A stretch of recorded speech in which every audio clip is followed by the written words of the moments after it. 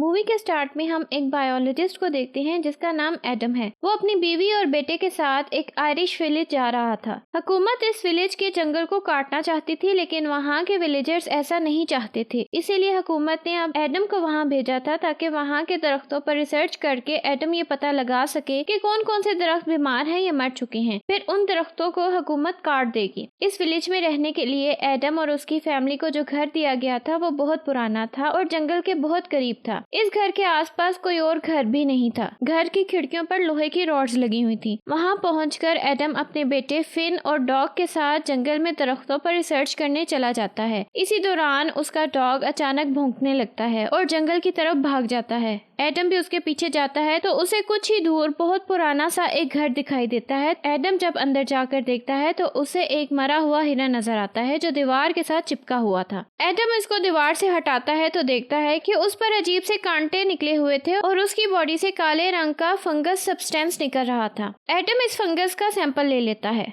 दूसरी तरफ एडम की बीवी घर की खिड़कियों पर लगी सारी आयरन रॉड्स उतार रही थी। उसी वक्त वहाँ विलेज से एक आदमी जिसका नाम कॉल्म था वो अपने बेटे के साथ आता है। कॉल्म एडम की बीवी क्लेयर को कहता है कि मैंने तुम लोगों को पहले भी कहा था कि यहाँ से चले जाओ, ये जगह बहुत खतरनाक है, तुम्हारा बेटा भी बहुत छोटा है। कॉल्म उन लोगों के यहाँ आने से बिल्कुल भी खुश नहीं था। क्लेयर कहती है कि एडम आएगा तो मैं उसे बता दूंगी, वो आपसे बात कर लेगा। उसके बाद कॉल्म और उसका बेटा वहाँ से चले जाते हैं। जब एडम जंगल से वापस आता है तो क्लेयर उसे कॉल्म के बारे में बताती है और कहती है कि तुम्हें उससे मिलना चाहिए। एडम कहता है कि घबराने की कोई बात नहीं है, वो सिर्फ हमें डरा धमका कर इस जगह से भगाना चाहता है। एडम को हिरन की बॉडी से जो फंगस मिला था वो इस पर रिसर्च करने लगता है। वो देखता है कि उसमें जो सेल्स हैं वो अपने आसपास के सेल्स को मार रहे थे। दूसरी तरफ अपने बेटे के कमरे में क्लेयर देखती है कि फिन के ऊपर काले रंग का कोई फ्लूइड गिर रहा है। वो फौरन एडम के पास आती है और उसे ऊपर एटिक में जाकर देखने को कहती है कि शायद वहाँ कोई लीकेज हो जिसकी वजह से कोई फ्लूइड बच्चे के कमरे की छत से नीचे गिर रहा हो। एडम एटिक में जाकर देखता है लेकिन वहाँ कुछ नहीं था, लेकिन वहाँ से कुछ ही दूर दीवार पर वही फंगस दिखाई देता है जिसमें से कुछ कांटे की तरह निकल रहे थे, लेकिन एडम वो देख नहीं पाता।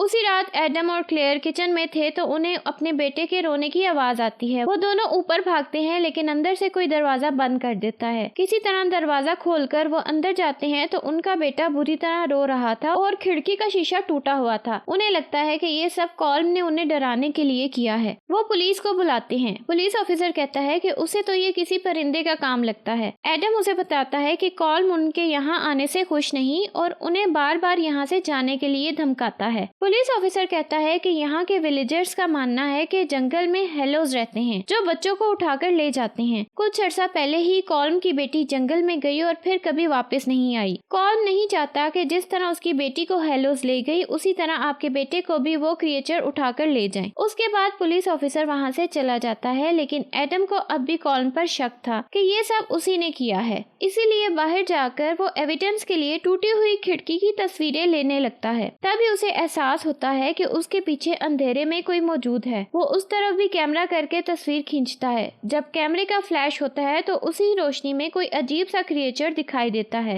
एडम का डॉग भी सामने एक पुराने से स्टोर की तरफ देखकर भौंकने लगता है। एडम स्टोर रूम के अंदर जाकर देखता है लेकिन वहाँ कोई भी नहीं था। सुबह एडम अपने बेटे को लेकर खिड़की का नया शीशा लगवाने टाउन जाता है। वहाँ का शॉपकीपर कहता है कि शीशा लगवाने से कुछ नहीं होने लगा, आपको खिड़की पर लोहे की रॉड्स लगवानी चाहिए। लेकिन एडम इस बात पर कोई खास तवज्जो नहीं देता। फिर वो खिड़की लेकर वापस घर की तरफ जाने लगता है। वापसी का रास्ता जंगल से होकर जाता था। जंगल से गुजरते हुए अचानक एडम की गाड़ी खुद ब खुद कंट्रोल से बाहर होने लगती है और फिर रुक जाती है। एडम बोनट उठाकर देखता है तो इंजन पर वही ब्लैक फंगस था। वो इस फंगस को इंजन के ऊपर से हटाने के लिए टूल बॉक्स लेने जाता है, लेकिन जब डिक्की खोलता है तो तब भी कोई उसे धक्का देकर डिक्की में बंद कर देता है। अब एडम डिक्की में बंद था और गाड़ी में उसका बेटा अकेला था जो अब रो रहा था। दूसरी तरफ घर में क्लेयर को फिन के कॉट की कवर शीट पर वही फंगस मिलता है। क्लेयर सारे कपड़े धोती है और वहाँ की सफाई करती है। उसी वक्त कॉल्म दोबारा वहाँ आकर कहता है कि मैंने तुम्हें समझाया था कि यहाँ से चले जाओ। फिर वो एक पुरानी बुक वहाँ रखकर चला जाता है। फिर हम दोबारा जंगल का सीन देखते हैं जहाँ एडम किसी तरह गाड़ी की बैक सीट फाड़कर गाड़ी में आता है और अपने बेटे को उठाकर गाड़ी से बाहर निकल जाता है। वो देखता है कि गाड़ी पर बहुत गहरे स्क्रैचेस लगे हुए थे। वो गाड़ी वहीं छोड़कर घर वापस आ जाता है। घर आते ही वो अपनी बीवी क्लेयर से कहता है कि सारी खिड़कियां दरवाजे बंद कर दो और फौरन पुलिस को कॉल करो। फिर वो सब ऊपर कमरे में चले जाते हैं। उसी वक्त घर की लाइट चली जाती है और अजीब सी आवाजें आने लगती हैं। एडम एक शॉटगन लेकर नीचे आकर देखता है तो किचन का सारा सामान बिखरा हुआ पड़ा था। एडम को लगता है कि ये सब कॉल कर रहा है ताकि वो लोग डर जाएं। एडम कहता है कि मैंने पुलिस को कॉल कर दी है, तुम यहाँ से चले जाओ। तभी उसे दरवाजे की तरफ से आवाज आती है तो वो दरवाजे पर फायर कर देता है, लेकिन वहाँ कोई भी नहीं था। एडम को वो किताब पढ़ी हुई दिखाई देती है जो कॉल्म वहाँ छोड़ गया था। इस किताब में बहुत सी सुपरनेचुरल चीजों के बारे में लिखा हुआ था और छोटे बच्चों का भी जिक्र था। एडम क्लेयर को कहता है कि हमें इसी वक्त यहाँ से निकलना होगा, लेकिन हमारी गाड़ी जंगल में खड़ी हुई है, हमें किसी तरह वहाँ तक पहुँचना होगा। जब वो घर से निकलते हैं तो उन्हें स्टोर से डॉग के भौंकने की आवाज आती है। एडम स्टोर में जाकर देखता है तो उसके डॉग की एक आंख लाल थी और उसने मुंह में वही फंगस उठा रखा था। वो सब वहाँ से निकलकर जंगल में जाने लगते हैं। गाड़ी के करीब पहुंचकर डॉग दोबारा से भौंकने लगता है। वहाँ किसी क्रिएचर का साया दिखाई देता है और डॉग उस साये के पीछे भाग जाता है। कुछ ही देर में डॉग की आखिरी चीख सुनाई देती है।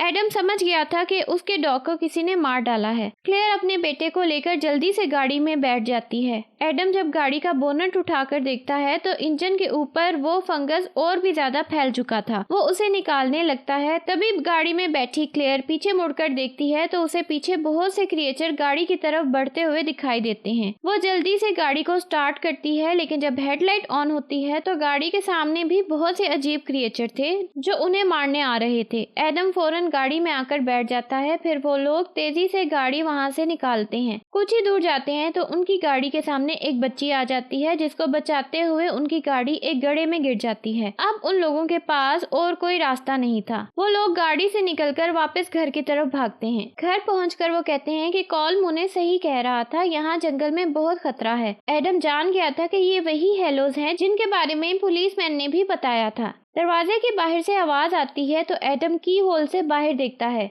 तभी एक क्रिएचर उसकी आंख पर हमला करके उसे जख्मी कर देता है और फिर वो क्रिएचर दरवाजा खोलने की कोशिश करने लगता है। एडम टॉर्च लेकर दरवाजे के बाहर देखता है, लेकिन जैसे ही टॉर्च की लाइट हेलो पर पड़ती है वो डर कर भाग जाता है। एडम समझ जाता है कि हेलोज रोशनी से डरते हैं। वो क्लेयर को फिन के साथ एटिक में भेज देता है और खुद जनरेटर ऑन करने चला जाता है। जब वो जनरेटर ऑन करने की कोशिश कर रहा था उसी वक्त एटिक में एक हेलो का हाथ नीचे से क्लेयर की तरफ बढ़ता है, लेकिन इससे पहले कि हेलो क्लेयर की आंख को भी जख्मी कर देता है, एडम जनरेटर ऑन कर देता है और वो हेलो वहाँ से चला जाता है। एडम फील कर रहा था कि वो भी अब इन्फेक्टेड हो चुका है। एडम पास पड़ी लोहे की रॉड उठाता है तो उसका हाथ जल जाता है। एडम जान जाता है कि रोशनी के साथ साथ लोहा भी हेलोस के लिए खतरनाक चीज है। एडम अपने हाथ पर कपड़ा बांधकर लोहे की चीजें इकट्ठी करके ऊपर क्लेयर के पास जाता है और उसे भी बताता है कि हेलोस रोशनी और लोहे दोनों से दूर भागते हैं। फिर वो क्लेयर के साथ मिलकर खिड़कियों पर रॉड्स लगाता है और लोहे की चीजें लटका देता है। अब वो अपने बेटे फिन को एक कबर्ड में लेटाकर उसका दरवाजा बंद करके उस पर लोहे की एक कैंची लगा देता है और क्लेयर से कहता है कि जनरेटर किसी भी वक्त बंद हो सकता है, यहाँ फिन महफूज रहेगा। थोड़ी देर बाद ही क्लेयर फिन को देखने के लिए कबर्ड खोलती है तो उसी वक्त कबर्ड के पीछे से ही एक हेलो फिन को उठाकर ले जाता है।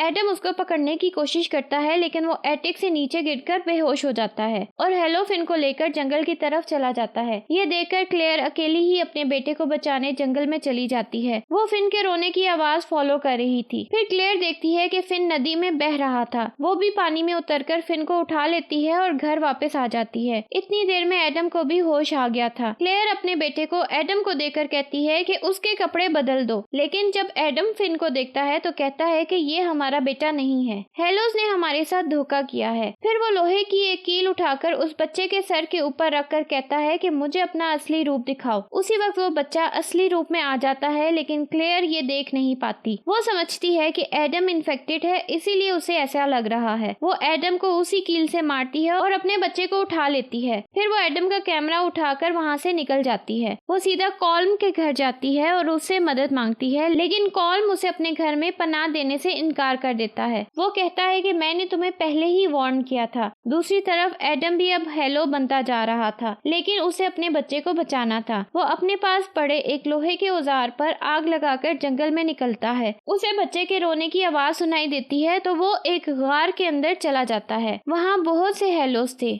वहाँ उसे कॉल्म की बेटी भी दिखाई देती है जो अब हेलो बन चुकी थी। उसी ने एडम का बेटा उठाया हुआ था। हेलोस आग और लोहे की वजह से एडम के करीब नहीं आ रहे थे। दूसरी तरफ क्लेयर जंगल में भाग रही थी और उसके आसपास बहुत से हेलोस आते जा रहे थे, लेकिन वो अपने कैमरे से बार बार फ्लैशलाइट ऑन करके उन्हें खुद से दूर रख रही थी। उसी वक्त वो नीचे गिरती है और उसके कैमरे का फ्लैश खराब हो जाता है। लेकिन इससे पहले कि हेलोस क्लेयर को मार देते, एडम अपने असली बेटे को लेकर वहां आ जाता है। वो क्लेयर से कहता है कि तुम्हारे पास जो बच्चा है वो हेलोस में से ही एक है। वो हमारे बेटे को हासिल करके अपनी फैमिली बनाना चाहते हैं, इसीलिए उन्होंने ये चाल चली है। क्लेयर अपने हाथ में पकड़े बच्चे और फिर असली बच्चे को देखती है तो उसे भी यकीन आ जाता है। फिर हेलोस क्लेयर पर हमला करने की कोशिश करते हैं तो एडम उनका मुकाबला करने लगता है। क्लेयर उस बच्चे को नीचे रखकर अपनी असली बेटे को उठा लेती है और वहां से चली जाती है। हेलोस उसके पीछे आने लगते हैं तो उसी वक्त सुबह की रोशनी होने लगती है और सारे हेलोस दोबारा अपनी अंधेरी गार में चले जाते हैं।